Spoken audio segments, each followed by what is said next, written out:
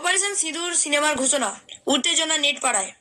2019 সালে মুক্তিপ্রাপ্ত cinema Uri the surgical strike box অফিসে সুপারহিট ছিল। এই সিনেমাটি ভিকি কৌশলের কেরিয়ারের মোড় ঘুরিয়ে দিয়েছিল। এছাড়াও যুদ্ধের পরিস্থিতির ওপর তৈরি অনেক সিনেমা রয়েছে যা জনগণের থেকে প্রচুর ভালোবাসাও পেয়েছে।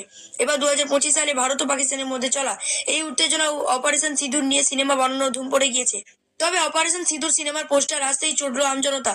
যেখানে সীমান্তে সেনার জওয়ানরা নিজেদের জীবনের ঝুঁকি নিয়ে লড়াই করছে, সেখানে সিনেমার পোস্টার আসাকে ভালো চোখে নিতে পারছেন না কেউই। খবর আগেই ছিল যে একজন দুজন নয়, অনেক সিনেমা পরিচালকই তাদের সিনেমার জন্য অপারেশন সিঁদুর টাইটেল রেজিস্টার করার আবেদন করেছেন। কিন্তু এই টাইটেলটি আসলে কিভাবে, তার উত্তর এখনো পাওয়া যায়নি।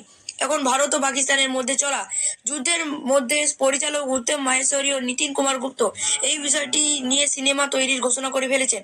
এই সিনেমার প্রযোজনা করবেন Nikki Vicky Bhagnani Films and The Content engineer.